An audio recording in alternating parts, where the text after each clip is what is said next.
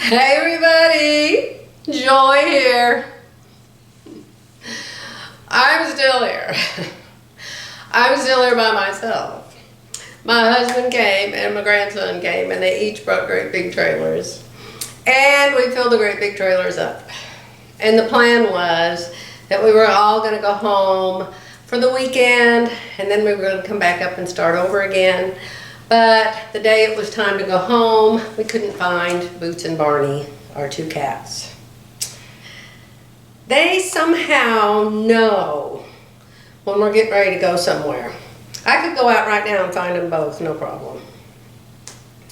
But if they saw our trucks and saw us opening the doors and saw us putting something in it and saw the trailer, they would think, you know what, I bet they're fixing to bring out those carriers and stuff our butts in them. Let's hide.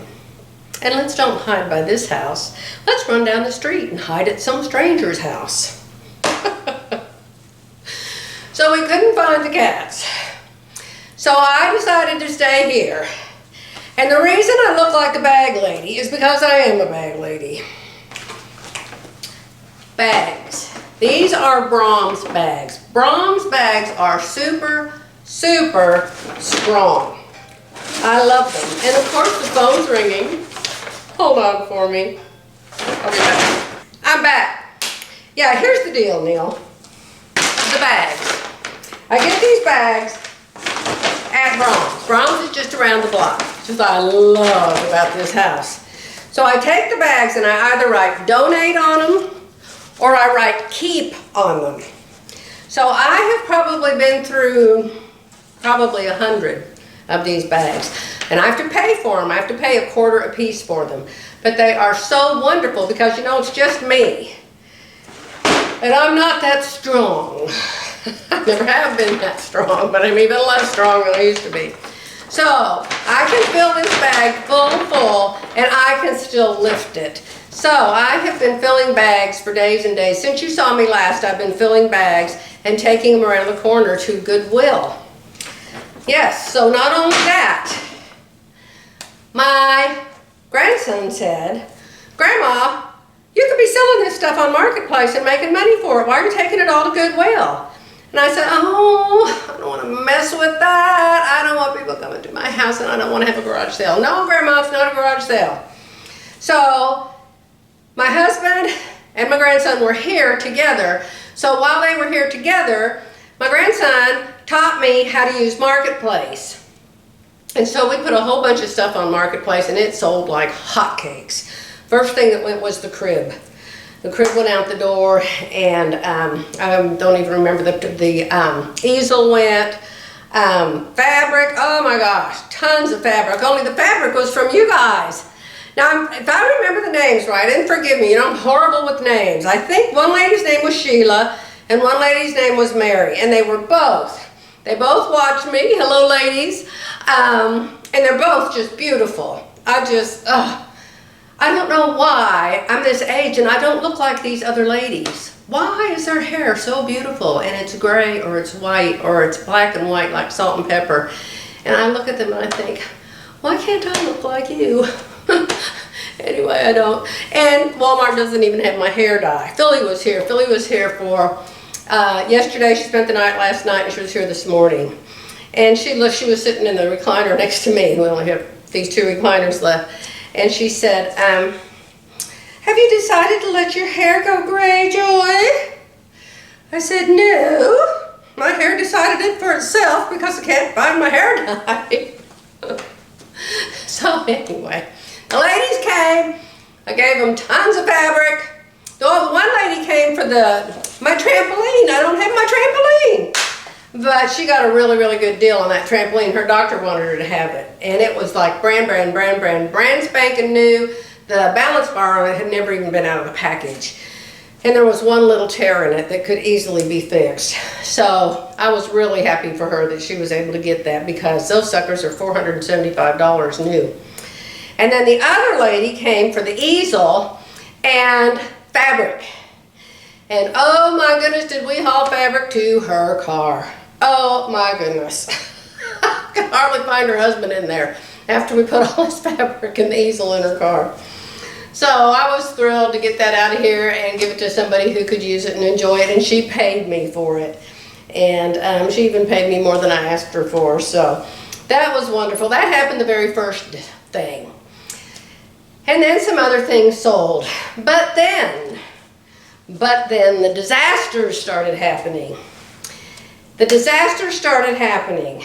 But did you know what? If we could just remember that all things work together for good to those that love the Lord and are called according to his purpose. At first, it's like the end of the world. We sold our house in one day. We got more money than we were asking for it. I just love the little girl that bought a little girl. She's got 2 little kids. She's probably 25 or something. And, you know, to me, she's like 5 years old compared to how old I am. I'll take my shoes off. Her name's Lauren. And she comes here with her mother a lot. And her mother looks like her sister instead of her mother. And they're real close. And it reminds me of the olden days when my mom and I were super close. And the olden days when my daughter and I were like sisters. And people mistook us for sisters. And those were wonderful days. Yeah. So anyway, I let them come. I even told them where the hidden key was. They have to rip out the carpet. The carpet in the bedrooms is nasty, horrible, awful. It was here when the house was built. And the people that first owned it had 2 little kids. And Jerry and I said, oh, we'll just get that carpet replaced after we move in. Well, after we moved in, the furniture was on the carpet. We didn't want to move it. We didn't want the hassle of it. And so we never changed it. So they, thank God, were ripping out the carpet anyway and putting new carpet. So I'm here. My grandson's here. Jerry's here. So there's 3 people in the house. Now usually there's just me in the house. 3 people in the house. So there's 3 people using the toilets. There's 3 people using the showers. And I'm using the washing machine and doing dishes in the dishwasher. I walk in the hall to do something and my feet start splashing with water. It wasn't water, it was sewage. There's a hot water heater in the hallway. And for some reason, it's the law that you have to have this hole in the cement that the hot water heater drains into. And it's not sealed, it's open. And I told the guy, I said, seal that hole so that water can't come up anymore. He said, no, it's against the law, it has to be that way. That just seems like a really dumb rule. But anyway, the water from the sewer was backing up in that hole. Jerry and I ran around, turn off the showers, turn off the toilets, turn off the washer, turn off the dishwasher, turn off the faucets, don't use the water. So as soon as we stopped using the water, it quit coming in. So we were able to contain it, but it destroyed the carpet even more than it was already destroyed. We have a abyssal carpet shampooer thingy. And so we immediately got that out and started cleaning. But you know, the pad stays wet and it's old pad and it's falling apart and it's just awful. And I'm going, what are we gonna do? What are we gonna do? I knew immediately that I was gonna tell the new buyers. And Jerry said, well, don't tell the new buyers. And I said, well, of course I'm going to tell the new buyers. And he said, well, you're right. He said, you know, what if we were the new buyers instead of the sellers? And so we agreed. So I immediately called the plumber. Plumber was busy. I called plumber number 2. That plumber was too busy. I called plumber number 3. That plumber was too busy. I called plumber number 4. That plumber was too busy. I called plumber number 5, which turned out to be Roto Rooter. And Roto Rooter felt sorry for me, I guess. You know me, I get very hysterical. And, oh, I just got to have somebody, we've got to have somebody right now. Can't you find a truck somewhere that you're not using and send a plumber? Oh my goodness, I'm 70 years old and this is just horrible. I could drop dead any minute. So they took pity on me and found somebody. Well, the somebody that they found, I swear, was 13 years old. I'm not kidding you. He walked up to the door, and if he hadn't had the shirt on that said Roto Rooter, I swear I would have thought he was a neighborhood neighbor kid coming to borrow a cup of sugar. I'm like, oh, are you with someone? He said, no, I'm by myself. I said, you drove the truck? He said, yes. He said, I have to have the truck because of the equipment we need. So I'm like, okay. So anyway, he got his truck out. I know, because this happened back 4 or 5 years ago. And I know that when that plumber came, he couldn't find the clean out valve, or whatever you call it, for the, you know, where your inside water goes and it comes out, and there's a place in your yard where they can go down, and you probably all know that. Well, the first plumber was a complete idiot. I think I probably told you about him years ago. He was horrible, horrible. He kept going around the backyard with this stick, poking this metal thing, poking holes all over my backyard. And I kept saying, I know it's in the front yard. I know that thing's in the front yard. Oh, it's never in the front yard. It's always in the backyard. He's poking this stick everywhere in the backyard. Then he goes on the side of the yard. He's poking his stick everywhere. Nightmare plumber. Anyway, turned out it is in the front yard, right where I told him it was. So this time, when the 13-year-old showed up, I knew right where it was. But it was also behind this really pretty hedge. It's been there ever since we've been here. We have it groomed, we have it fertilized, we have it treated for bugs, and it was just perfect, a perfect hedge. The kid comes back and he says, I'm going to have to cut some out of that hedge to get to that clean out valve. I say, oh, that's okay. And I'm thinking he's going to cut off, you know, a little handful of twigs to get his snake in there. I go out there, the picture of it looks pretty decent now. I think I had one the day he did it. I'll look and see. If I do, I'll put it right here.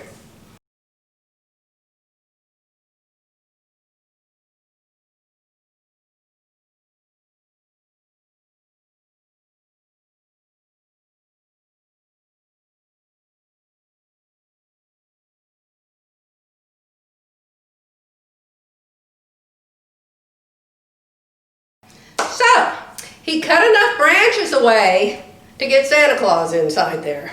Plus the pipe, plus the truck, plus the snake, plus dear Lord. I just was in shock. You know, we sold this house. We close in a few weeks. And now, a third of the hedge is missing right in the middle. I'm like, what are we going to do? What are we going to do? What are we going to tell these people? Oh my God, if it were a hedge, it can't fill in, it can't grow up in time. What are we going to do? What are we going to do? If I cut the rest of this hedge off, it's going to be all brown on the top and all brown in the front and all brown on the sides. What are we going to do? What are we going to do? So anyway, I got over that. Then, what happened? He came and he put his thing in there. And his thing came out and it had roots wrapped all around it. Tree roots. So, and once he got the tree roots out, the water all drained and everything was fine. Everything works fine. Okay? And it could have been all over and done with. But Jerry and I both decided we wanted to find out how the roots were getting in, what the real problem was, and get it fixed permanently before the new people moved in. Okay, so we got water coming in the bedroom. We got water coming in the hall. We got water coming in the master bedroom. We're picking up furniture. Our grandson's here, thank God. And he's helping us move the furniture. And I'm sweeping. And Jerry's shampooing. And my grandson says, you should file an insurance claim. And I said, oh no, insurance isn't going to pay for this. He said, Grandma, it will. And I said, why would they pay for this? What is there to pay for? He said, that desk. Well, the desk just had one leg. You know, there's 4 legs, and one leg, and it was kind of a long, skinny leg, and it had water damage on the bottom of it where the water sucked up like 3 or 4 inches up inside it really fast. It went up in there really fast. But it was still there, and it was still standing, and I thought, they're not going to put, and the whole rest of the desk, it's a gigantic desk. Big tall shelves on top of it and file drawers on it, and it's a huge desk. I mean, why would they pay for that? With just one leg that doesn't even show damage. John said, Grandma, file a claim. I said, John, our deductible is huge. It's at least $1,000, maybe more. There's no way. It's just a waste of time to file a claim. He insisted. I said, fine. Fine, I'll file a stupid claim. I called our agent. And I said, we've had sewer come up in our house. It's happened once before years ago. And I said, I didn't file a claim then, but I'm wondering, you know, should I file a claim? He said, oh, absolutely, I'll file one right now. Okay. So I hang up the phone. We go back to cleaning, sucking up the water, moving the furniture. Ugh. And the phone rings. It's not 30 minutes later. And this man says, hello, I'm Dwayne so-and-so. I'm your agent. And I said, you're my agent? What agent? He said, I'm your insurance agent about your damage from the sewer coming up in your house. I said, well, how'd you hear about that? Lightning fast mind, you know. He said, I just happened to be near your house, and if I could come by. And I thought, well, you know, it's just a complete waste of time, but since he called and since he's near the house, so he came by. Well, I was cleaning. It wasn't that soon. It was probably an hour or two. He was in another town near here, and he said, I'll be there in an hour or two. And so I went out. All 3 bathrooms had the sewer in them because all the toilets came up. So Jerry was doing the carpet, my grandson was moving the furniture, and I was mopping with pine saw. Mopping, ringing, we don't have to ring. It's one of those things that you step on the handle, and it's the tornado bucket. And I would clean it and throw it out in the yard, get clean water, go back in, clean it up again, clean the toilet, clean the baseboards, clean everything. And so I was just so upset about it. I just thought, this is so unfair. This is so unfair. I'm taking such good care of this house. How can this possibly happen? Jerry was upset. I was upset. So by the time the man came, do you all care about this story? You said you missed me. I hear the doorbell ring. I have just finished mopping the guest bathroom back there. And I've noticed that the thing is loose from the floor. And I didn't even tell the man that. I didn't even tell him. I just thought, well, that bolt's rusted off and that toilet doesn't even look like it's firm to the floor. But it just totally escaped my mind. I didn't even think to tell him. So anyway, I'm crying. I have been crying and crying because I'm so upset for the new people. I mean, if we were staying here, I would have been okay with it because I know Jerry and I can afford to fix it. And, you know, it's just something that happens when you own a house. But I felt so bad for the new people. And so I answered the door and I've got my mop in my hands. And I'm crying. And I answer the door and I say, oh, Dwayne, I remember you from when our roof got hail damage. He said, yes, ma'am, I remember you too. I told Jerry, I said, people always remember me. Have you ever noticed that? He said, oh, yes, ma'am, I remember you too. And I said, I'm so sorry. I said, I've been crying. I'm just so upset that this happened, and I'm cleaning up all the bathrooms.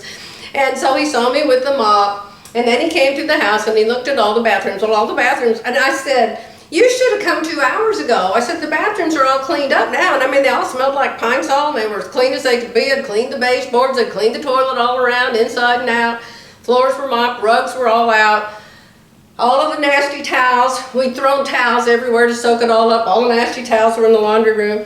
I said, you should have come earlier. I said, you won't get to see the towels and the bathrooms are clean. And I'm on my 3rd load of dirty towels from when the water all came in. He said, just relax, it's okay, it's okay. I said, well, it's just that everything cleaned up and you won't be able to see it now. So anyway, lovely man. Evidently he's seen Saw being hard to get along with women before in his life, being an agent. So he goes through and he writes everything down. Then he comes out and he says, okay, I need to talk to you. And so I sit down and he says, well, I've reported the damage to the desk. He said, how much did y'all pay for that desk?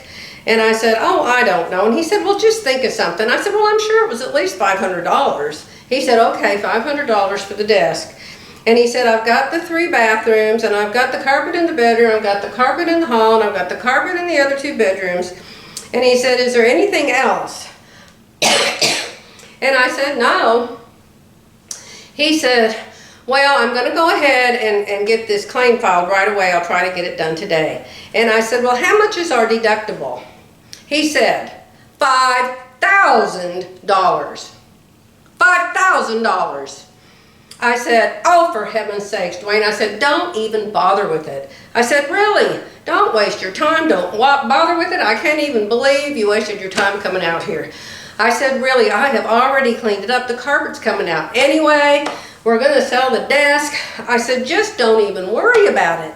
He said, no, no, no. He said, I'll go ahead and I'll file a claim. I want you to know, all things work together for good to those that love the Lord. After the $5,000 was deducted, we got a check for over $7,000. So he gave us the check like the night. Our check came to us by an email where you put it like in electronically or something now. It was that night we got a check.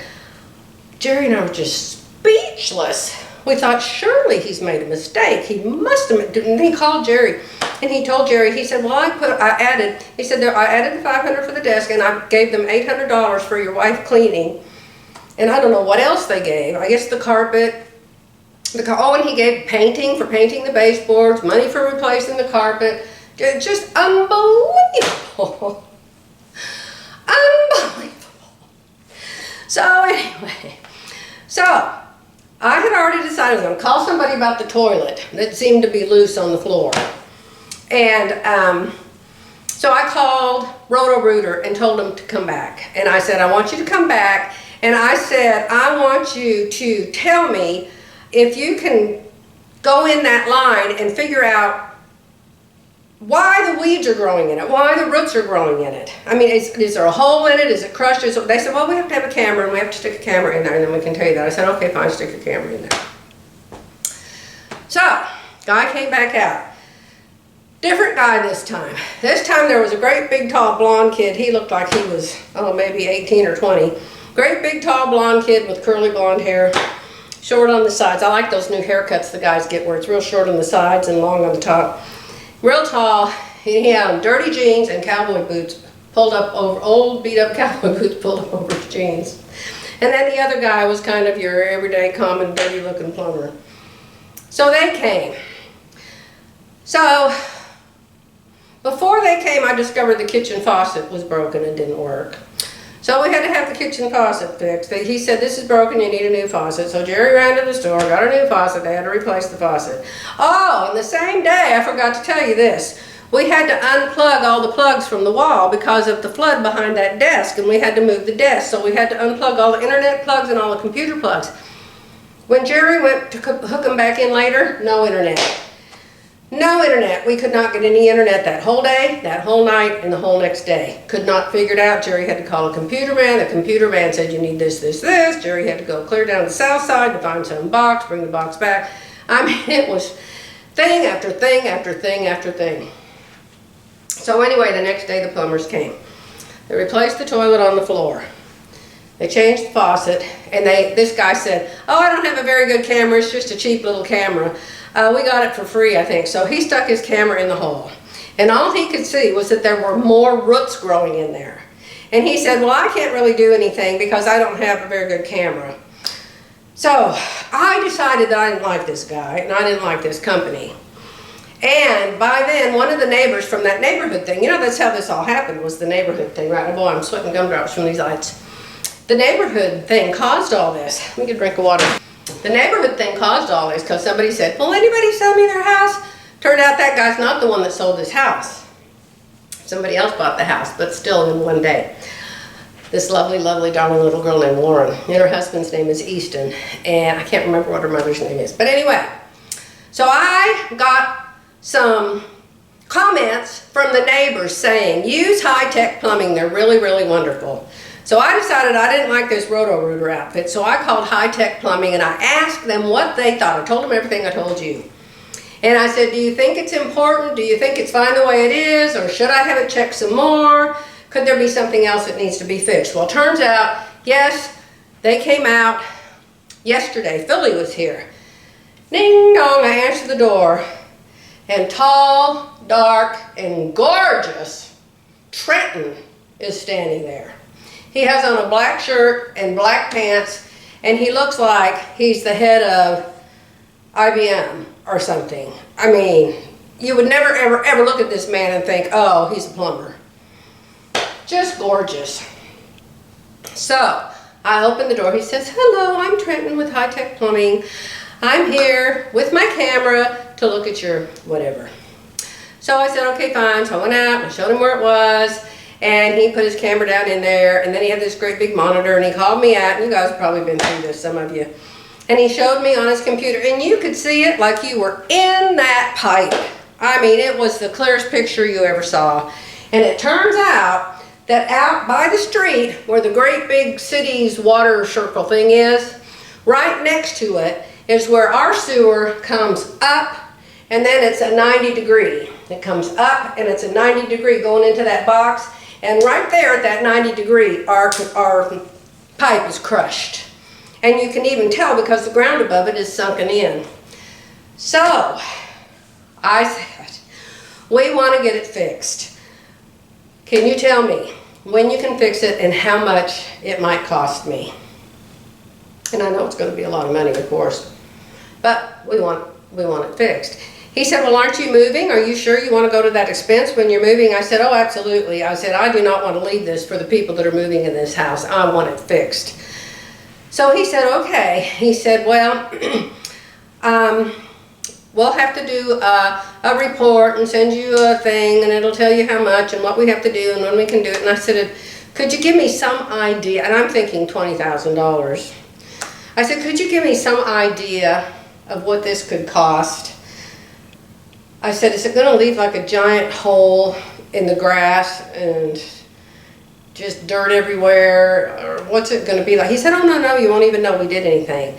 And he said, I'm probably off a little bit, but he said, I think around $1,600. $1,600. Now, I'd already paid Roto Rooter over $600.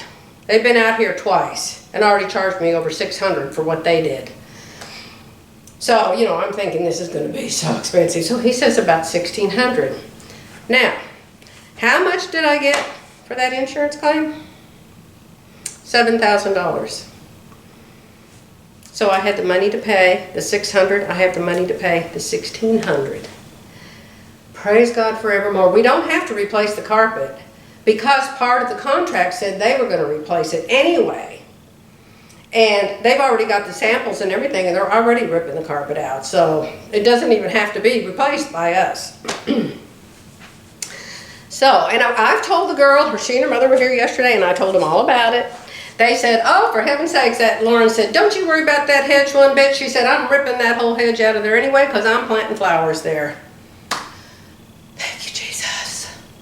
And I told her, I said, we're going to go ahead and we're going to have them dig it up and fix it permanently out there in the yard. And I said, there might be, you know, some kind of dirt hill or ditch. Or she said, don't worry about it a bit. We had it happen to us in our backyard years ago.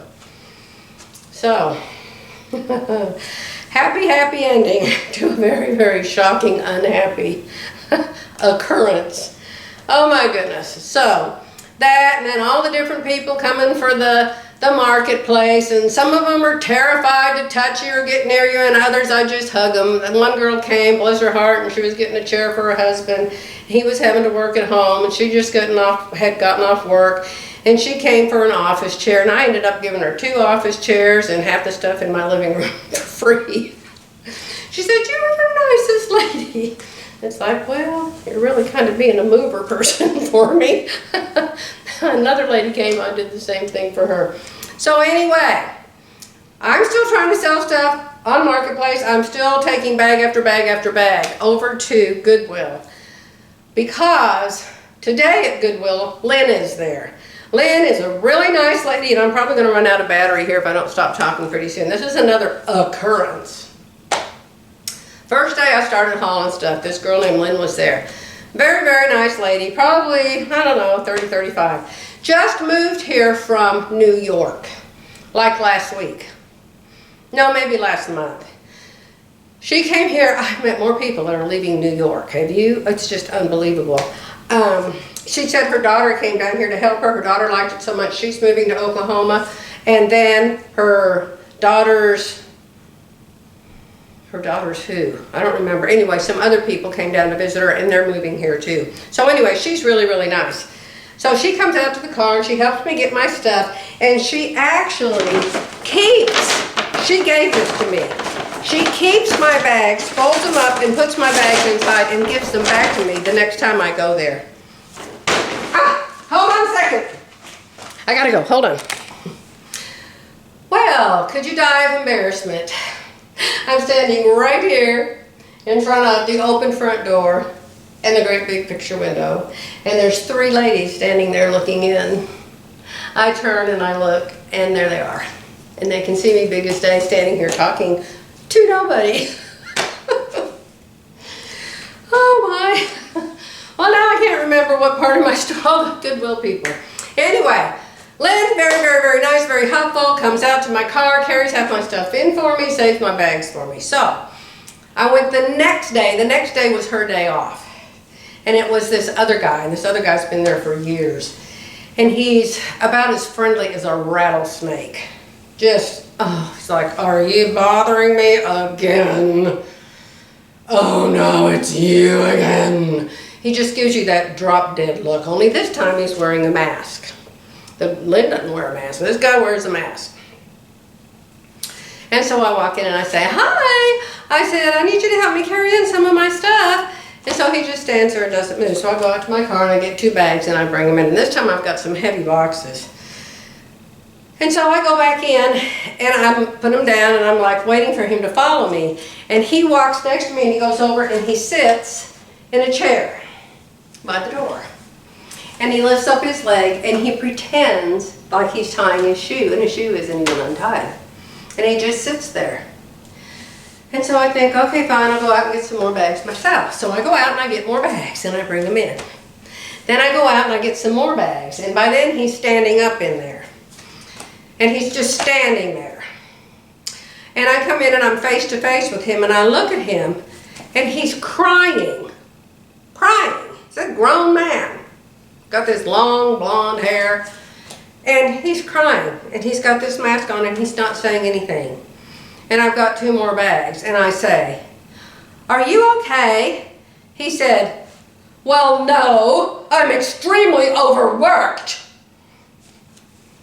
I said, oh, you poor thing. I said, why don't you just sit down and relax and I'll go get the rest of this stuff myself. Since you're 20 and I'm 70, no problem. Well, I didn't say that part. I should have. So anyway, the next day I went back again and the nice girl was there. And I said, boy, I'm so glad you're back. That other guy who was here yesterday was actually crying. She said, he is really weird, isn't he? I'm like, to say the least.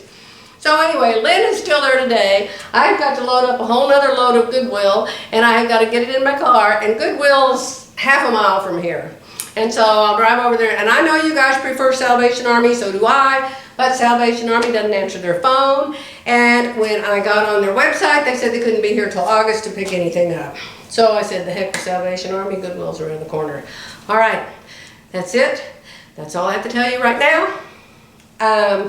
I'm going to be alone, I don't know how long, but I'll try to come back and give you another update, if anybody cares, when I get another free few minutes.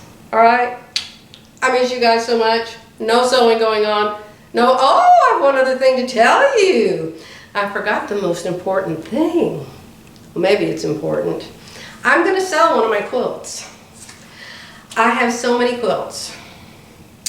I made this quilt for Jerry's mother.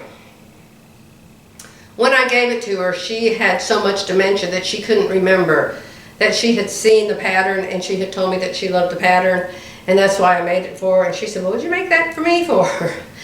She loved flowers. You remember Jerry's mother loved flowers? She and her mother planted thousands of flowers all the way around their house. When we moved out of her home after she died, she must have had 100 gallons of Miracle-Gro in her house. I'm not kidding you. You open a cupboard, Miracle-Gro. Open this cupboard, Miracle-Gro. Open this cupboard, Miracle-Gro. So I made this quilt for her. Let me see what it says on the back. It says, Pieced and Quilted by Joy Bernhardt, March '07. Happy Mother's Day to Lanita. With much love, May 13/07. So, I'm going to play like you're my marketplace, okay? I don't want to give it away. I want to sell it. and I don't know how much to ask for it. So I'm going to let you tell me if any of you want it, and maybe none of you do, and that's perfectly fine. That's perfectly fine. But if any of you would like it, if you just make me an offer, I'll give you so much money for it. I'll just take the best offer. Okay? Is that mean? Is that wrong? Is that okay with you guys? Oh, I'm sure somebody will tell me if I'm not doing this right. You want to see it? Let me see if I can back up far enough that you can see it really good. Let me see. Let's go wide. Let's back up. Let's back up. Let me see. What can I stand on? I don't have anything to stand on, y'all. And I can't stand on a chair because if I fall and kill myself, nobody will know. All right. This was a fun quilt to make, and I quilted it on my long arm. And every single rose is outlined in great detail on this quilt. It is really pretty. In my opinion, okay? Of course, in my opinion. So I hope somebody will like it and somebody will want it. Let me try to hold it up. Ta-da! Does it show? Can you see it? It'd be really pretty on a wall. I'd love it on a wall. Problem is I don't have any walls. And the back of it is just a print. Just a print. See? So it's like the roses all go together, but then it's just like you're looking at it through window panes. Does that make sense? I hope you can see the whole thing. I can hold it up sideways. Maybe you can see the other end. I'll hold it up sideways so you can see this end too. Yeah. But you know, if I take it home to Kingston, it's going to go on a shelf, fold it up, and it's going to go on a shelf. And it won't be looked at again until I'm dead. Let me do a little close-up action for you. This is the top left-hand corner. Now you can see my quilting, and it's got little white fuzzy things on it. Those will come off real easy.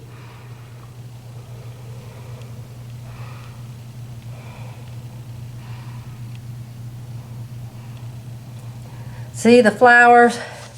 They're all sewn around. All the petals are sewn. So that flower jumps outside the window. And then you come down here and this flower jumps outside the window. Oh my gosh, I just love this. And then you come over here. See, there's the top. We've come down, down. Now we're coming over. And this flower jumps outside the window. How fun is that? To me. If you like flowers, if you don't, if somebody just happens to love roses and like to be the very first one to have a Joy Bernhardt original quilt, here's your chance. Not that anybody would ever want one, but... All right, my friends, I just wanted to stop by real fast and say hi, say I am still alive. The sewer man comes back. Oh, I forgot to tell you about the good-looking, tall, dark, and handsome Trenton. Oh, I wish I'd taken a picture of him. Ask Philly. Ask Philly, leave a comment. Leave a comment below and tell people about that gorgeous hunk. We called him an angel. We told him to his face he was an angel. We were packing up the Solaris, and the Solaris weighs so much. Phyllis actually tore her rotator cuff lifting her Solaris. So we were going to lift mine together and put it in the carrier. He happened to be in here, and he said, "Is there anything I can help you ladies with?" And I said, "Oh my gosh, would you mind lifting this heavy sewing machine for us?"